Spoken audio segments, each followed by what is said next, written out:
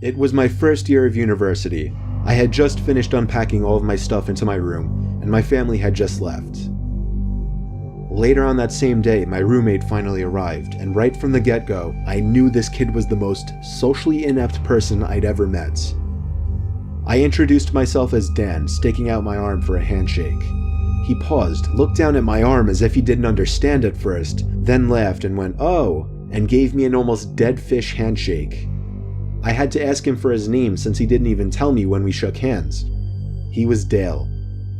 I tried to make small talk, but he just answered my questions with yes or no's, occasionally awkwardly laughing or smiling. Within minutes, we were both just sitting on our beds, on our laptops, not talking to each other. I was upset and planned on requesting to be placed with a different roommate. Anyone would be better than Dale.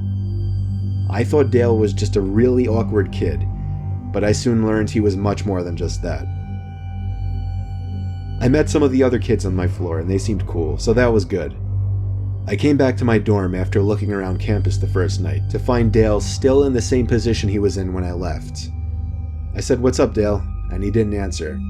Not to my surprise. It was 9:30, I didn't have anything to do, so I turned out the lamp on my side of the room and went to bed. I didn't actually fall asleep anytime soon though. Dale was on his laptop until 3 in the morning. When he finally closed his laptop, I fell asleep pretty quickly, but I woke up within the hour. The blinds to our room had been opened, and the moonlight now creeping into the room made everything visible, including Dale sitting on the side of his bed, looking at me. I sat up, rubbed my eyes, and said, "Dale, what the hell are you doing?" He whispered back, "Sorry," and laid down. The next morning, I woke up to find Dale had already gotten up. I felt like it was the first time he left the room. It was a Saturday. The first Saturday of the year, meaning orientation and all the campus festivities. During the orientation, as my group was walking by the school gardens, I heard a couple of students ahead of me saying, "What is that kid doing in there?" I saw who they were talking about. It was Dale, literally sitting in the dirt behind a patch of bushes, rubbing the bark of a tree with his hand. The orientation leader didn't notice, otherwise I'm sure she would have said something.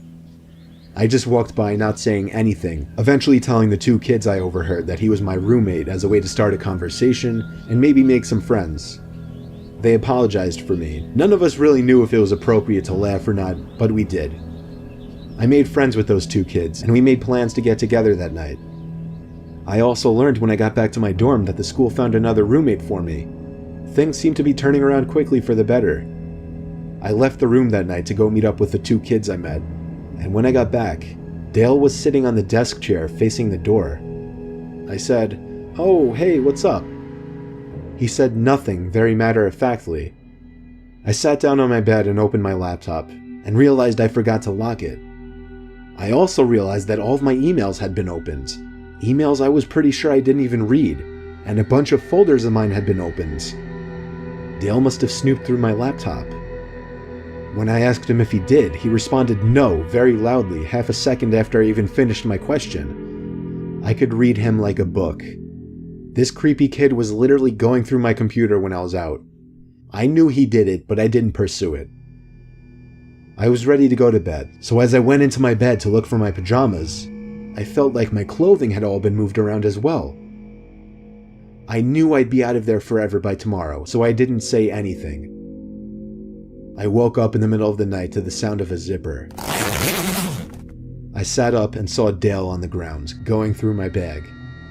I turned the lamp on, this time confronting him about it. He played dumb, saying, "I think you have my toothbrush by mistake." It was the closest thing to wits that he'd shown up until that point. Still, I knew he was lying, and I knew something was wrong with him, so I couldn't get physical with him. The next day, I met my new roommate in the same building, and everything went well. Sunday night, after having a decent conversation with my roommate, who was no social butterfly, but was miles better than Dale, we both turned off our lights and went to bed. For the 3rd night in a row, I woke up at some off hour of the night to a strange noise. It was a weird clicking noise. It wasn't consistent, but I'd hear it at least twice every 30 seconds. I got up, hoping to find something innocent, like a heavy bag putting pressure on a weak floorboard, or even a mouse. But as I scoped out the room, I realized the sound was actually coming from the other side of the door. The nightlight in the common area was always on, so when I looked through the peephole, I was able to see the scalp of the person standing on the other side of our door. They were looking down, so I couldn't see their face, but now that I was paying attention, I realized the tiny clicking noises were actually coming from the doorknob. I was sure the person was trying to unlock the door. I dialed the number for the campus police department, and they showed up in under 5 minutes to the common room, and only then did I feel it was safe to open the door. I found the officers to have Dale in cuffs. I had a feeling it was him. I told them everything, that he was my former roommate who was going through my stuff, so I switched dorms, only to find him trying to break into my new dorm. They took him away. I don't know what happened to him after that, but I never saw him again. He either got suspended for the semester or expelled. I got through the rest of my years at university like anybody else. However, the nightmarish experience I had with Dale still pops up in my head every now and then.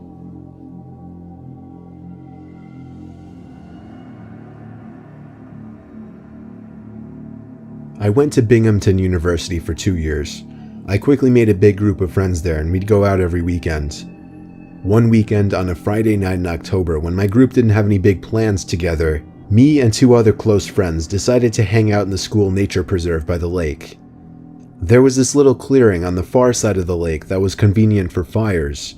Since it was so far from view of the school or campus security, kids would sometimes, but not often, come here to smoke pot, drink, and do basically all the other drugs. It was a relatively unknown spot on campus by most, and we liked that about it. Tonight we just brought a bunch of beers, lit a fire, and hung out, having what we referred to at the time as a bro chat. As the night progressed, time seemed to pass quicker as the alcohol began to take effect.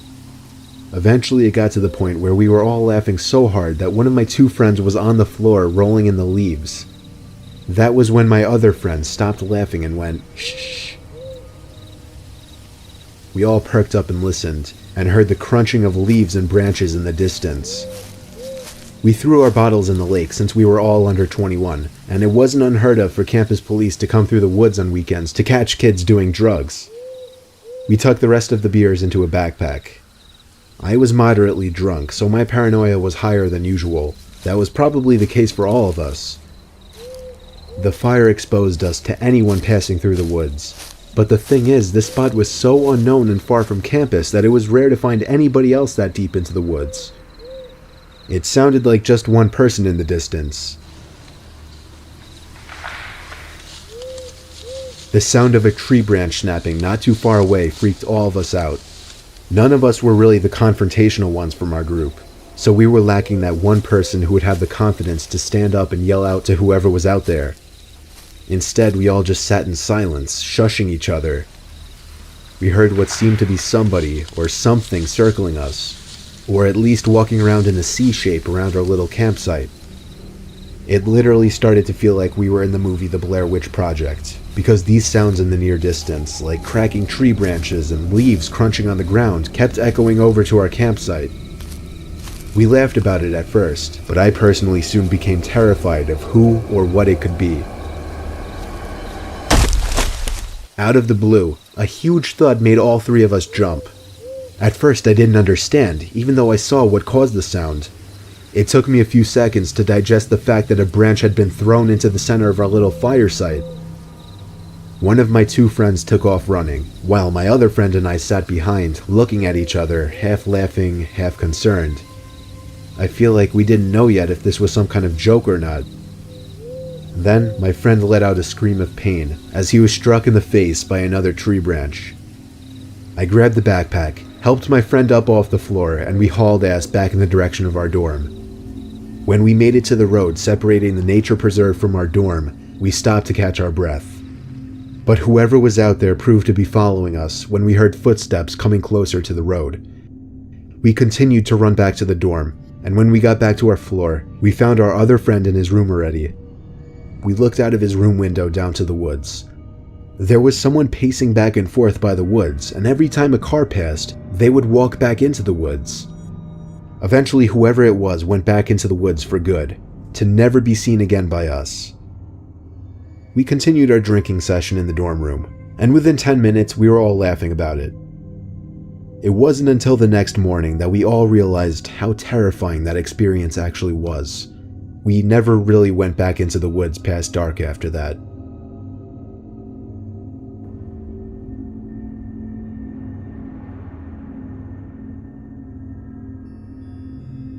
This takes place during the first week of school, my freshman year at the University of Iowa. I was just starting to get comfortable with my roommate.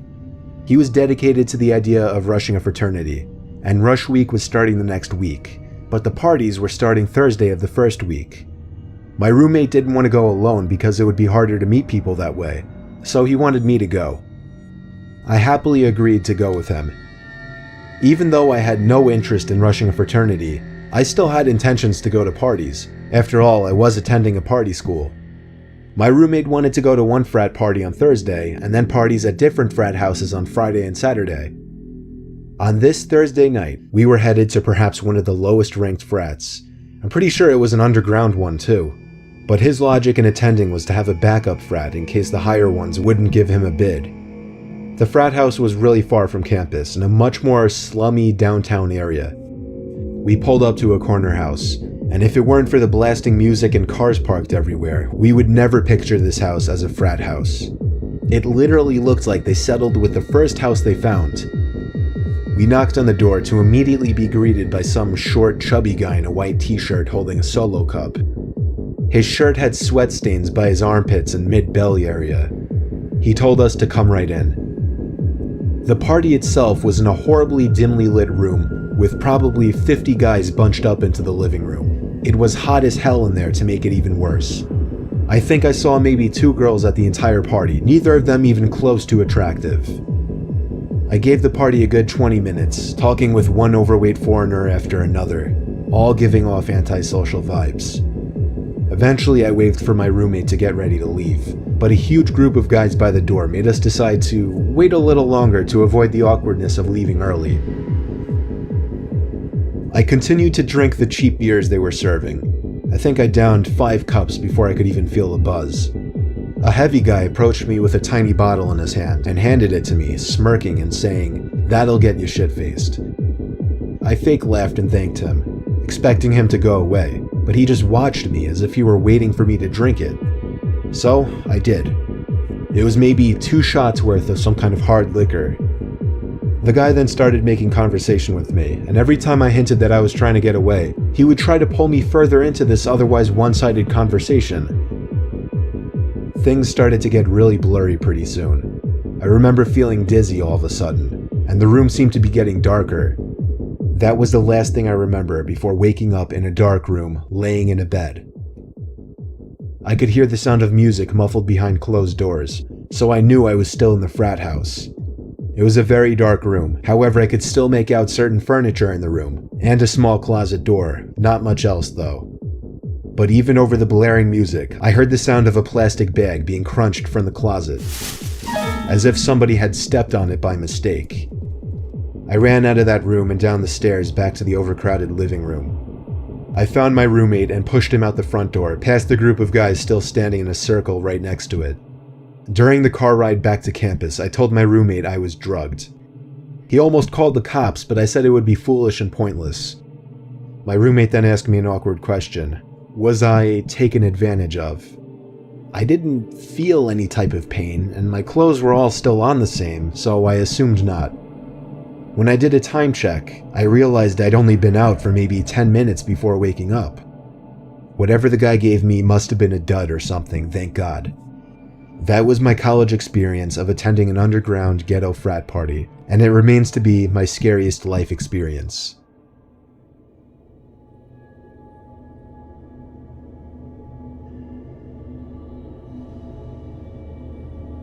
I had a single dorm my first semester of sophomore year.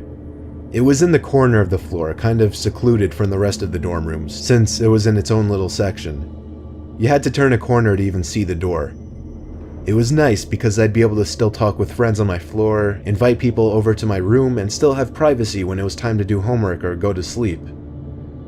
A few weeks into the semester, while studying for a bio exam, the silence was interrupted by a noise. It took me a bit to realize it was a light tapping on the door. It was so light that I almost didn't even hear it. I yelled, "Come in," but the door didn't open, so I got up to open it. Nobody was there. I walked around the corner to look down the hall. Nobody. Somebody was obviously messing with me. I went back to my bed and continued studying, this time leaving the door open. Nobody came back.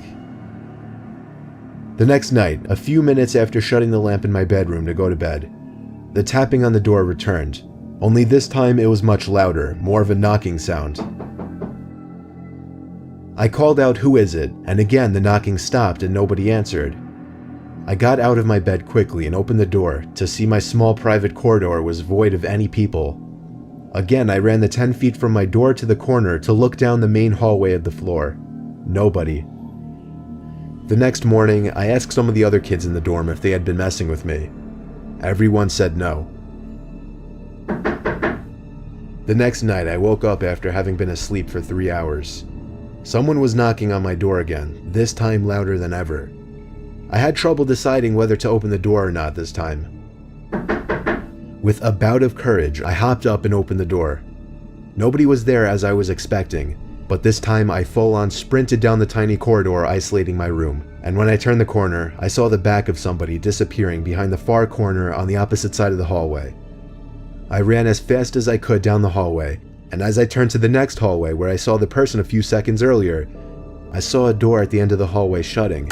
It wasn't a dorm room, it was a bathroom. I felt like I was ready to confront whoever this joker was, so I pushed open the bathroom door with force. The light was off. I turned it on expecting to see somebody hiding in there, but I didn't see anyone. My first instinct was to check the 2 bathroom stalls, which were both shut. I got on my hands and knees and looked under the 2 stalls. 2 heavy black boots could be seen from underneath one of the stall doors. I took a deep breath and pushed the stall open. I was confused. There were the boots sitting on the floor, but no person to wear them. And then I heard a creepy giggling noise. Not a feminine or childlike one. It was a kind of laughing that I could only imagine to be that of a really old crazy man. For some reason my confidence was gone and I was scared shitless. Therefore I ran back to my room and shut the door. I hopped back in my bed and started texting every friend I had. Of course everybody was asleep though. The knocking happened one more time that night. I ignored it. It went on for about 30 seconds before whoever that person was finally gave up. I spoke to everybody on my floor the next day. Nobody else heard any knocking, and everybody swore they weren't pranking me. Everybody seemed sincere. I don't know why this person chose to harass me, or who this person was. Judging by the boots and the laughing I heard, this was an older man though, and that disturbs me.